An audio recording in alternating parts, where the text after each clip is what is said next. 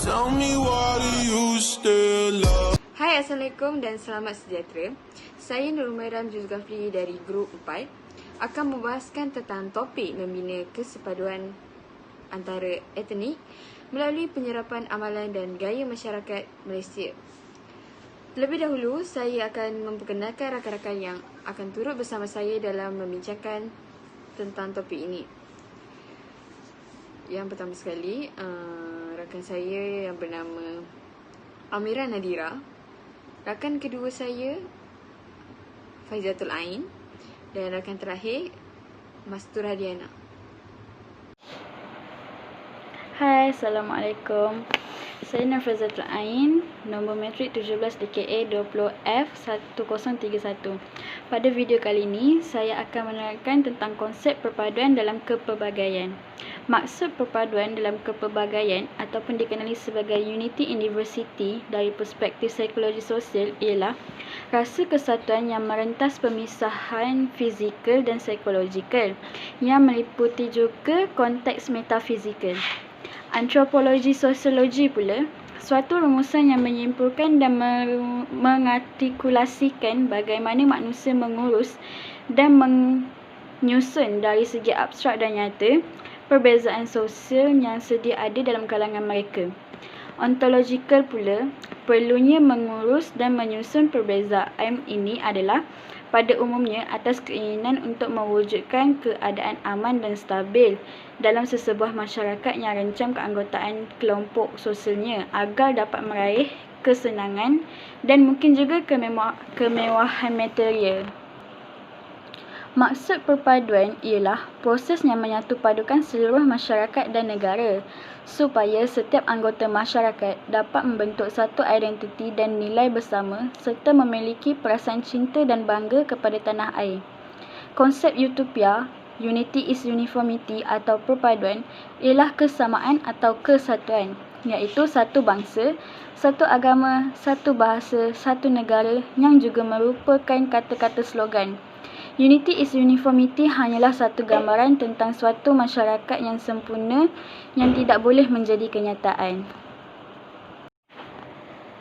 Konsep kesepaduan sosial ialah suatu fenomena sosial yang dipacu oleh idaman mendalam terhadap perpaduan yang seharusnya pula mempengaruhi para anggota masyarakat tersebut untuk merungkai pelbagai ikhtiar dan kegiatan yang dianggap sebagai prasyarat mencapai perpaduan.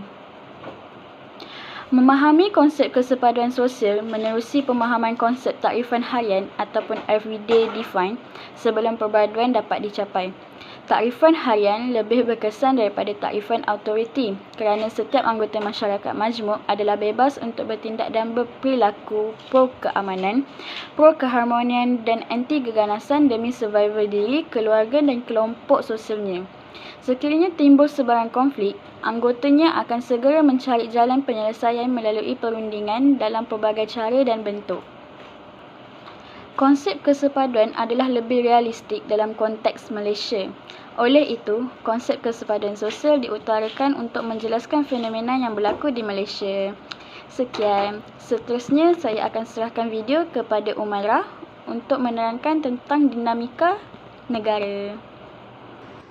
Assalamualaikum warahmatullahi wabarakatuh. Saya Nur Umairah Zulkifli akan mengkongsikan kepada anda tentang dinamika hubungan etnik di Malaysia.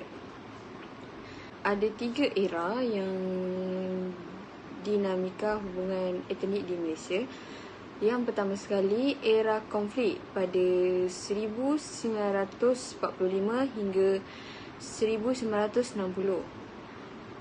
Yang kedua, era tegang tapi stabil, berlaku pada 1961 hingga 1970. Yang ketiga sekali, era kesepaduan sosial yang berlaku pada 1971 hingga 2011.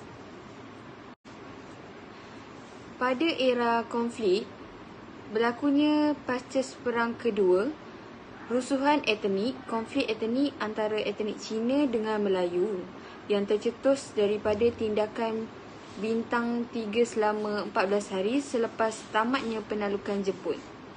Huru-hara buruh dan pemimpin kesatuan sekerja yang terlibat mengorganisasikan rusuhan dan monggak ini telah ditangkap dan pertubuhan mereka diharam dan melibatkan bintang 3 dengan membunuh 3 orang pengurus ladang keturunan Eropah pada masa itu di Sungai Siput sehingga diisytiharkan darurat dan tamat pada 1960. Tiang Seri Pembinaan semula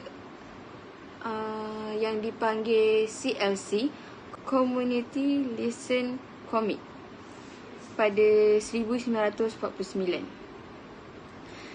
Tiang Seri Pembinaan semula ni dibina untuk keselamatan dan perundingan etnik pengubal perlembagaan.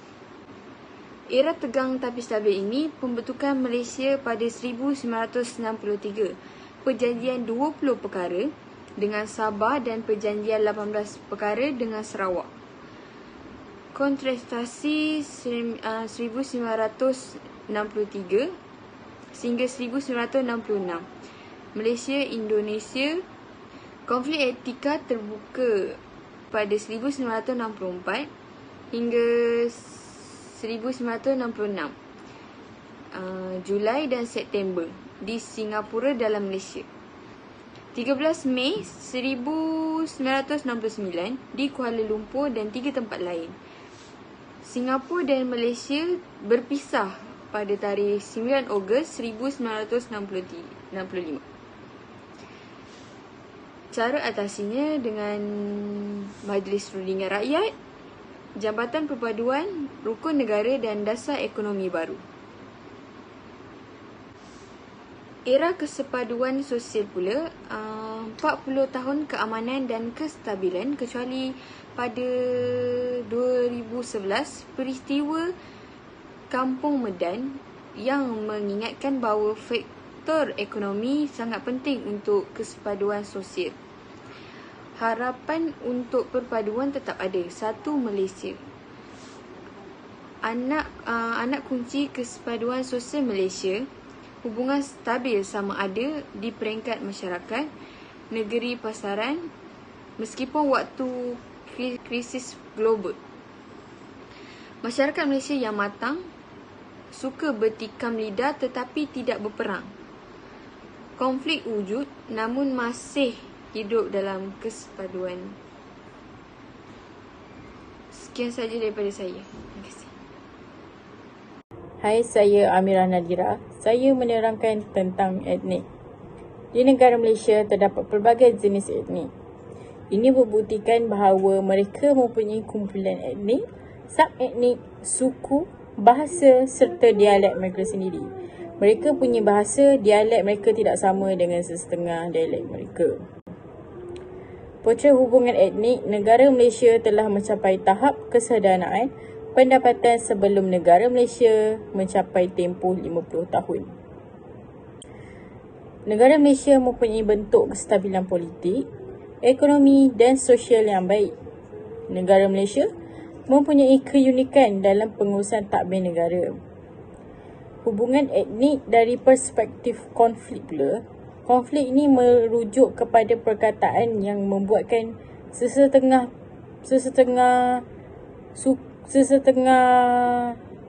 sesuatu tidak bercantum, tidak bersepadu. Okay. Negara Malaysia terpisah dan terasing mengikut kumpulan etnik masing-masing. Hal ini disebabkan oleh media massa yang telah menyiarkan beberapa etnik dan membuatkan pengetahuan menyeluruh tentang etnik tidak meluas. Pandangan alternatif untuk memahami hubungan etnik, di mana kajian menyatakan bahawa mereka menganalisis dan memahami etnik bergantung kepada permasalahan yang wujud dalam masyarakat. Maksudnya, negara Malaysia dia telah mengkaji sesetengah etnik untuk mengetahui dan memahami etnik dia tu macam mana. Macam tu. Mereka beranggapan bahawa konflik adalah teras untuk memahami setiap etnik. Jadi mereka beranggap bahawa kalau kita nak memahami, kalau kita nak tahu sesuatu, kalau kita nak tahu sesuatu etnik, kita kena tahu dia punya masalah dia. Perspektif konflik pula disebabkan oleh penjajahan yang terdahulu telah memberi kesan di mana telah mewujudkan beberapa kumpulan etnik. Contohnya seperti 13 Mei. Memahami hubungan etnik daripada perspektif kesepaduan sosial. Masyarakat Malaysia terhasil daripada perkongsian sejarah. Contohnya dalam membina struktur sosial, ekonomi dan budaya.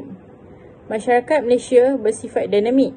Contohnya, mereka membina perpaduan sosial melalui interaksi dan amalan harian mereka secara langsung ataupun tidak langsung. Kesepaduan sosial juga terbina melalui proses akomodasi dan sebagainya. Ianya adalah untuk mengekalkan toleransi antara mereka. Hubungan saling terkait dan saling bergantungan.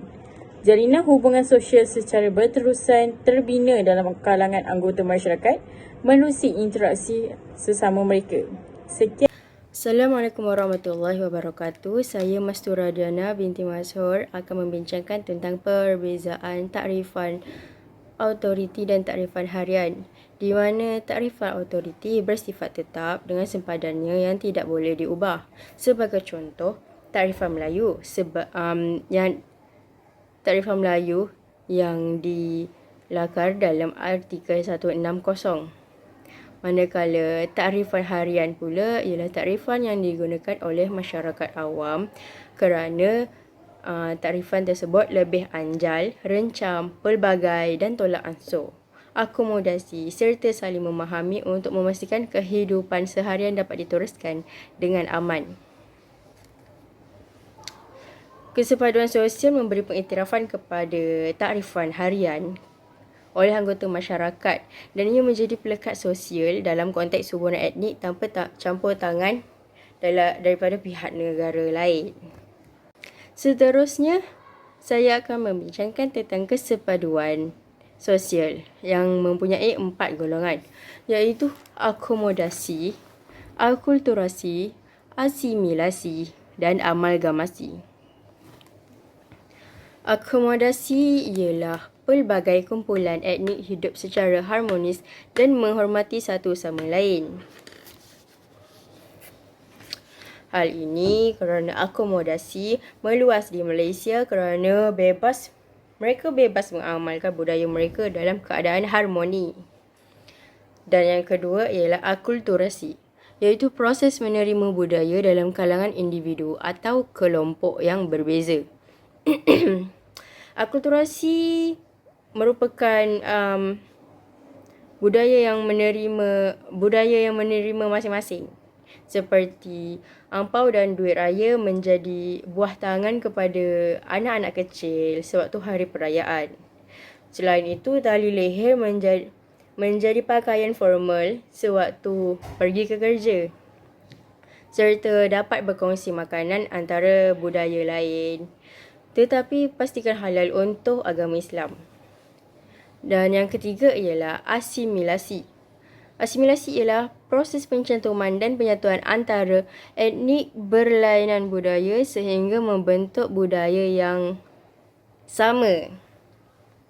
Sebagai contoh, asimilasi yang sempurna boleh menyebabkan berlakunya penghapusan penuh perbezaan dari segi kebudayaan dan identiti. Dan yang akhir sekali, amalgamasi, iaitu proses berlaku apabila budaya dan ras bertemu membentuk budaya dan ras yang baru. Caranya ialah terjadinya perkahwinan campur antara kumpulan etnik dari dua pihak berlainan agama, bangsa dan warga negara. Okey, sekian sampai di sini. Assalamualaikum warahmatullahi wabarakatuh. Sekian sudah daripada grup saya. Terima kasih kerana mengambil masa untuk menonton. Saya harap perkongsian kami akan menambahkan ilmu kamu semua. Terima kasih.